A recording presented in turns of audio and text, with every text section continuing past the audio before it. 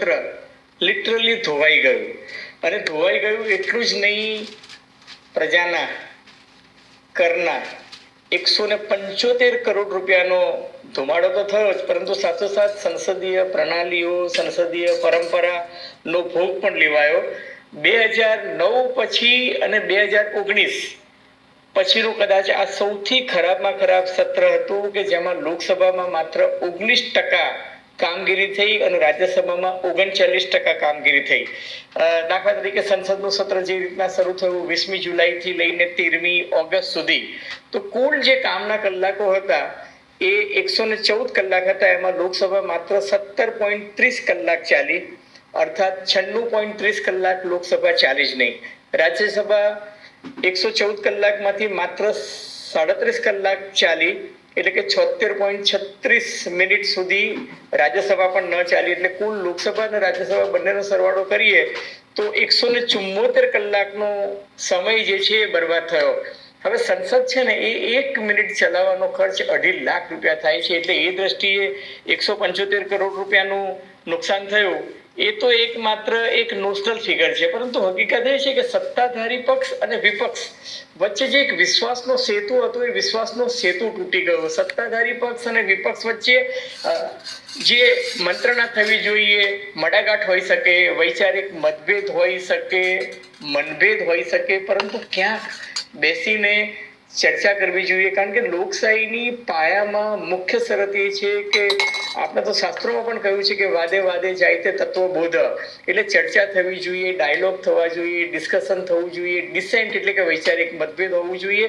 એ જ ડેમોક્રેસી એટલે કે લોકશાહીની બલિહારી છે. હવે સૌથી જે દુઃખદ વાત હતી, દાખલા તરીકે પ્રશ્નોત્તરી કાળ.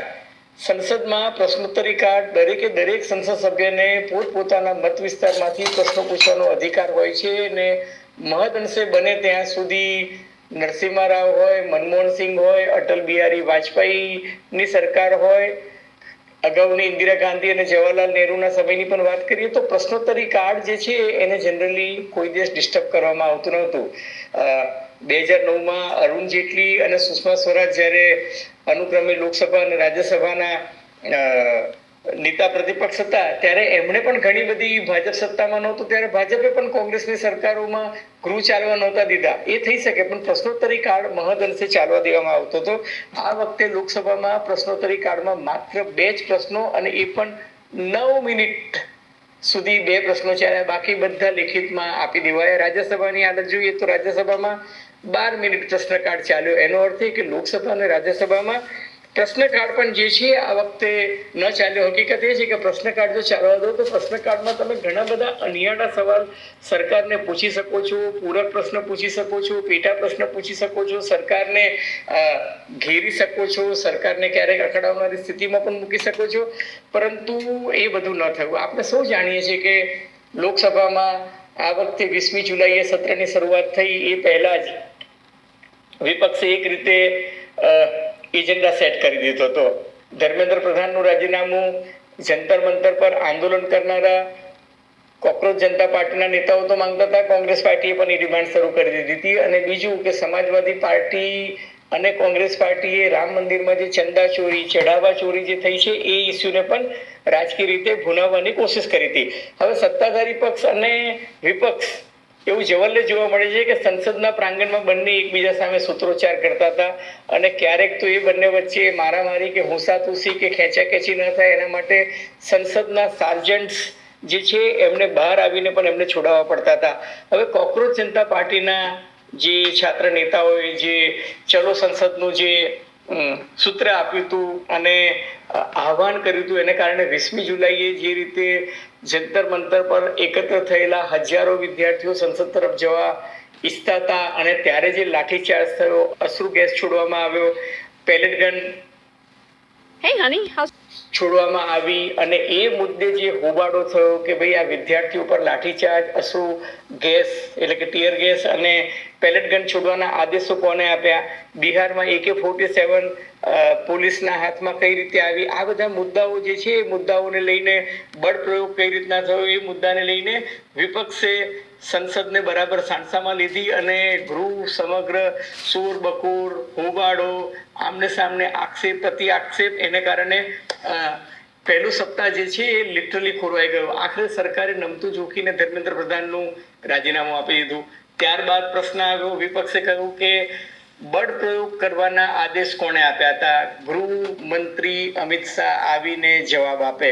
હવે એ મુદ્દો જે છે આખું અઠવાડિયું ચાલ્યું ને એ અઠવાડિયાને કારણે તમે જુઓ કે અમિતભાઈ નિવેદન કેમ નથી આપતા, અમિતભાઈ ગૃહમાં કેમ નથી આવતા, એ મુદ્દે પણ આખું અઠવાડિયું ચાલ્યું. ત્યારબાદ અમિતભાઈએ તૈયારી બતાવી કે ચર્ચા લાવો અને ચર્ચા કરવા માટે અમે તૈયાર છીએ. તો એક તબક્કે તો એવું કીધું કે બપોરે 3 વાગે માની લો કે અધ્યક્ષ મંજૂરી આપે તો 3 થી બીજા દિવસે 3 વાગ્યા સુધી ચર્ચા કરવા માટે અને જવાબ આપવા માટે તૈયાર છે. કોંગ્રેસના નેતા પ્રતિપક્ષનું સ્પષ્ટ કહેવું હતું કે ભાઈ અમે ચર્ચા કરવામાં અમને કોઈ જ રસ નથી, અમને માત્ર એટલું જ જાણવું છે કે વિદ્યાર્થીઓ પર લાઠીચાર્જ કરવાના આદેશ કોણે આપ્યા, અશ્રુ ગેસ છોડવાના આદેશ કોણે આપ્યા, પેલેટ ગન્સ કઈ રીતે ચલાવી શકાય. આ બધા મુદ્દા જે છે એના પર એકબીજાની સામે એટલી બધી ટાંટિયા ખેંચ થઈ અને આક્ષેપબાજી થઈ કે જેને કારણે સંસદ જે છે એ જે રીતે ચાલવી જોઈએ ચાલી નહીં. હવે પ્રશ્ન એ નથી કે કરદાતાઓના 175 કરોડ રૂપિયાનો ધુમાડો થઈ ગયો કે સંસદનું ચોમાસું સત્ર ધોવાઈ ગયું. પ્રશ્ન એ નથી કે 174 કલાક વેડફાયા, એ બંને તો ચિંતાજનક બાબત છે. પ્રશ્નોત્તરી નો ભોગ લેવાયો એ પણ એટલી જ મહત્વની બાબત છે. હકીકત એ છે કે સંસદની મુખ્ય જવાબદારી કાયદો ઘડવાની છે. આક્ષેપો પ્રતિ આક્ષેપો થતા જ રહે.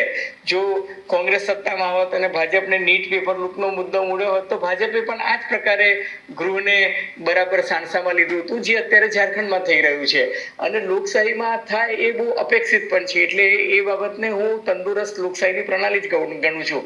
પરંતુ મુખ્ય વાત એ છે કે સંસદની મુખ્ય જવાબદારી કાયદો ઘડવાની છે. હવે આ સંસદના સત્રમાં 12 વિધેયક પસાર થઈ ગયા.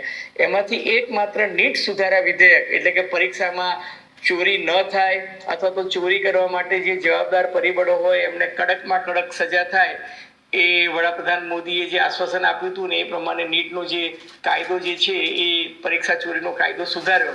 હવે તમને સ્મરણ હોય તો 2024માં આ કાયદો આવ્યો હતો, એનું આ સુધારા વિધેયક હતું. આ એક સુધારા વિધેયક પર ચર્ચા થઈ, પરંતુ એને બાદ કરતા બાકીના 11 વિધેયક એટલે કે જે કાયદા બનશે એ ચર્ચા વિના પસાર થઈ ગયા. દાખલા તરીકે સુપ્રીમ કોર્ટમાં જજીસની સંખ્યા વધારવી જોઈએ, એ બિલ પાસ થતા 4 મિનિટ લાગી. જન્મ અને મૃત્યુ દરની નોંધણીનો કાયદો, એ કાયદો પસાર થયો એટલે વિધેયક પસાર થયું, એ માત્ર 2 મિનિટમાં ચાલુ થઈ ગયો. ટેક્સેશનનો કાયદો તો એ 3 મિનિટમાં પસાર થઈ ગયો.